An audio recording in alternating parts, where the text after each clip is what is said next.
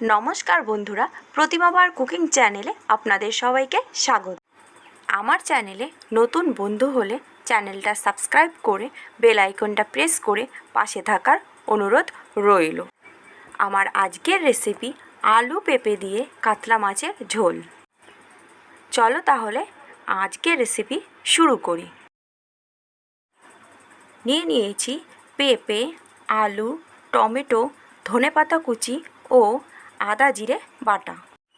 আর নিয়েছি নুন হলুদ মাখানো 4 পিস কাতলা মাছ। এবার কড়াইয়ে দিয়ে দিচ্ছি 4 চামচ মতো সর্ষের তেল। তেল গরম হয়ে গেলে দিয়ে দেব মাছগুলো।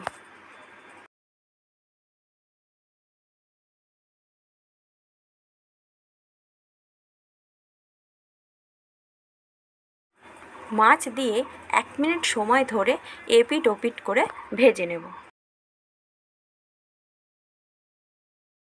মাছ ভাজা হয়ে গেছে, এবার তুলে সাইডে রেখে দেব।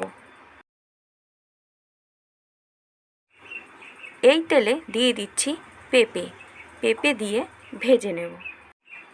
আর দিচ্ছি সামান্য নুন। এবার লাল করে ভেজে নেব।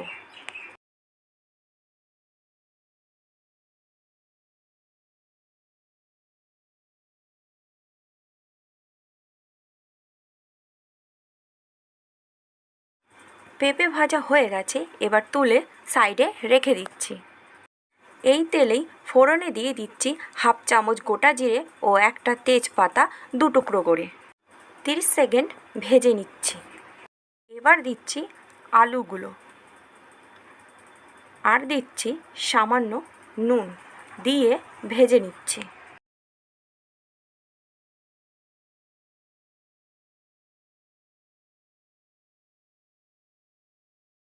এবার দিচ্ছি ভেজে রাখা পেঁপে ও টমেটো কুচি দিয়ে ভালো করে ভেজে নিচ্ছি।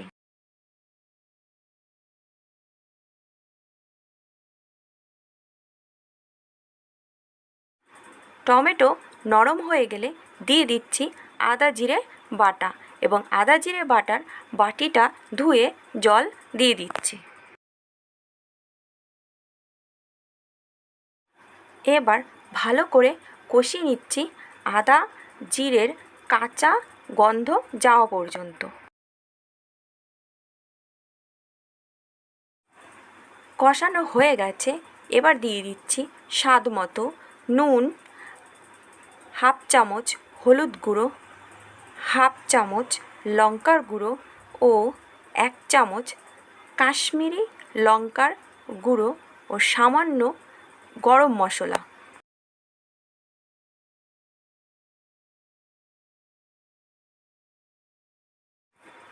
এবার মিশিয়ে নিচ্ছি। দিয়ে দিচ্ছি সামান্য জল দিয়ে ভালো করে মশলাটা সবজির সাথে মিশিয়ে নিচ্ছি।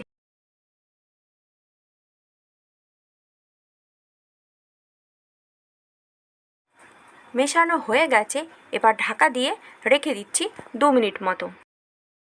ফিরে এলাম 2 মিনিট পর। এবার ভালো করে কষিয়ে নেব।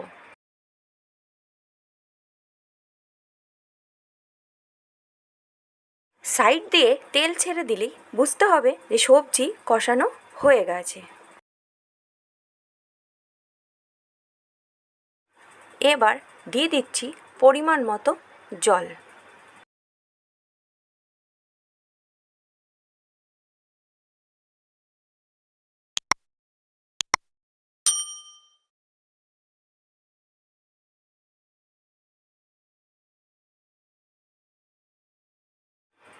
জল ফুটে উঠেছে, এবার কাতলা মাছগুলো দিয়ে দিচ্ছি।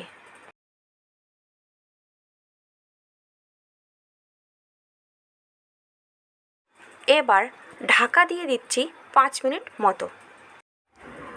ফিরে এলাম 5 মিনিট পর।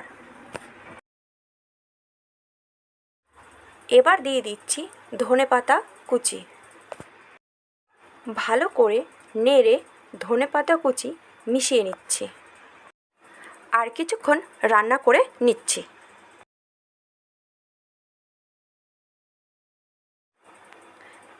রেডি হয়ে গেল আমাদের পেঁপে আলু দিয়ে কাতলা মাছের ঝোল। আমার এই রেসিপিটি যদি আপনাদের ভালো লাগে তাহলে একটি লাইক ও কমেন্ট করতে ভুলবেন না। ধন্যবাদ।